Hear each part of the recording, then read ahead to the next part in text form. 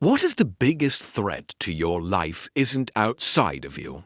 It's inside your own head right now. Your mind is running a program you never chose. It's replaying old failures, predicting future disasters, and whispering doubts that feel so real you've started believing them. But here's the truth that most people never figure out.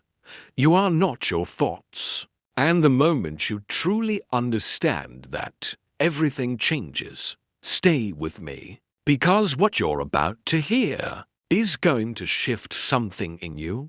And if you've ever felt like your own brain is working against you are in exactly the right place. Hit that like button right now and subscribe to Motivara Stories. Because we drop content like this every week, and you don't want to miss what's coming. Let me tell you about Marcus. Marcus was 31 years old, living in Atlanta, working a decent job, surrounded by people who cared about him. But every single day felt like a fight he was losing. Not a fight with his boss or his circumstances. A fight with himself. The moment he woke up, before he even opened his eyes, his mind was already running. It was counting his failures. It was building worst-case scenarios for the day ahead. It was comparing him to everyone else and finding him lacking every single time. And Marcus had lived this way for so long that he thought it was just normal. He thought everyone felt this exhausted before the day even started. He had been so deep inside the noise that he couldn't hear anything else. The night everything changed was a Friday in February. Marcus came home from work, sat down on his couch, and just stared at the wall. No phone, no TV, just silence. And in that silence, he heard his mind clearly for the first time. It was vicious. You're behind. You're not enough. You've wasted too much time. You'll never get where you want to go. It was like a bully living in his own skull. One he'd been feeding and housing for years without even realizing it. And Marcus, sitting there in that apartment, felt something crack open inside him. Not in a breaking way, in a waking up way. He said out loud to the empty room, "I am done letting this run my life." That was day one.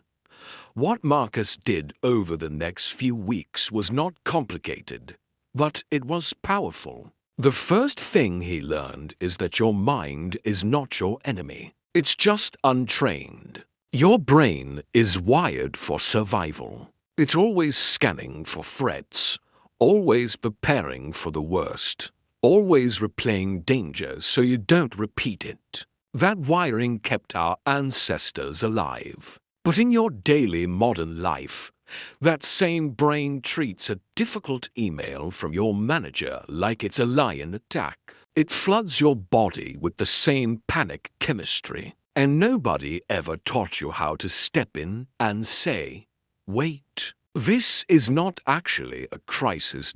Marcus started one small habit.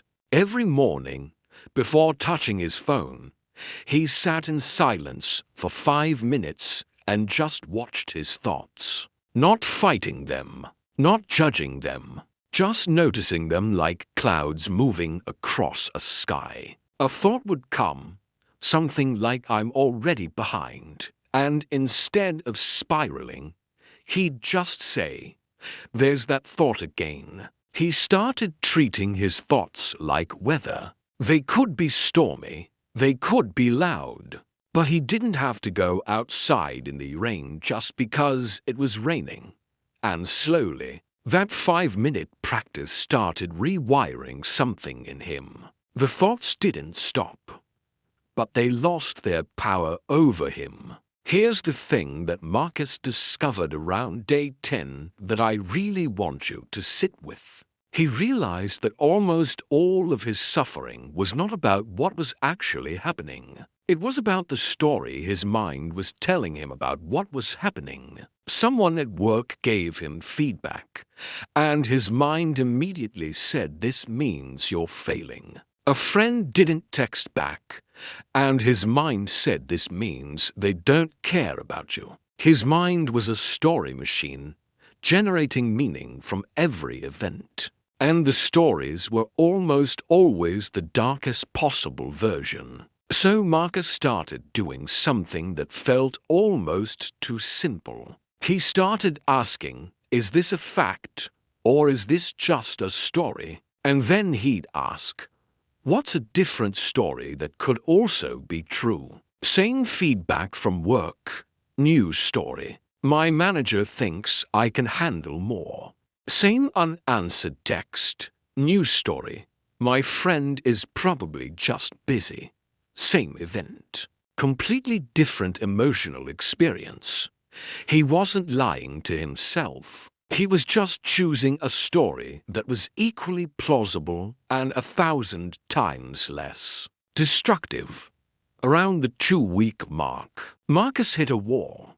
And I want to be honest about this, because real change is not a straight line. Upward. He woke up one morning, and the old voice came back louder than ever. It told him nothing was changing. It told him he was wasting his time. It told him to just go back to the numbness, because at least the numbness was familiar. But Marcus recognized it now. He picked up his journal and wrote 3 words at the top of the page. "This is resistance," because he had learned something important. Resistance shows up hardest when you're closest to a real breakthrough.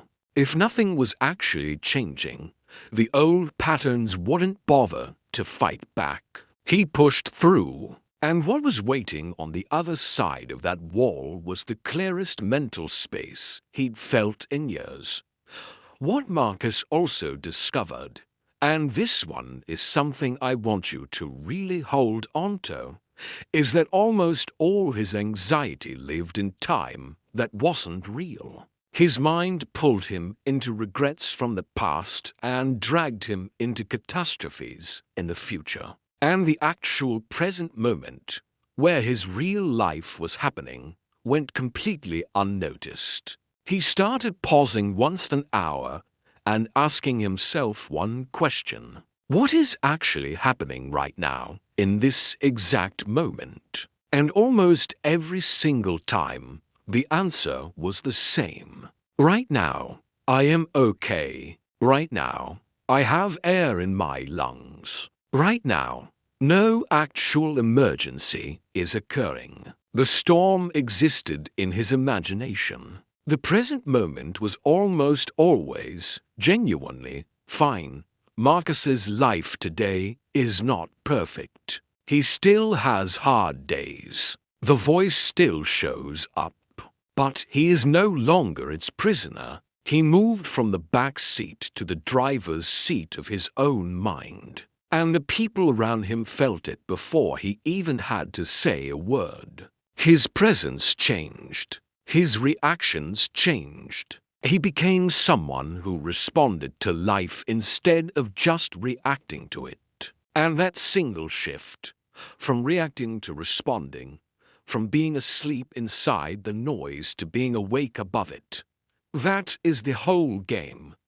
Here's what I want you to walk away with today. The work starts with awareness. You cannot change what you cannot see. Sit in 5 minutes of quiet tomorrow morning and just watch what your mind does. Then question the stories. When a painful thought grabs you, ask if it's a fact or a narrative. Then ask for a better story. Then bring yourself back to now, because now is where your actual life lives. Not in yesterday's regret, not in tomorrow's fear. Here. Now. This moment. And when resistance comes, because it will, see it as proof that you're doing something real. That's what Motivara Stories is here for. Not just to inspire you for a few minutes and then fade, but to give you stories and tools that actually stay with you. Because Marcus isn't a rare case. He's a blueprint, and you have everything inside you that he had inside him. The only question is whether you choose to use it. Before you go, drop a comment right now and tell me, what part of Marcus's story hit closest to home for you? Your answer might be exactly what someone else scrolling through needs to read today. And if you know someone who's been battling their own mind, someone who wears the smile, but you can see the weight in their eyes, share this video with them. It costs you nothing, and it might mean everything to them. Thank you for watching Motivara Stories. Keep going. The work is worth it, and so are you.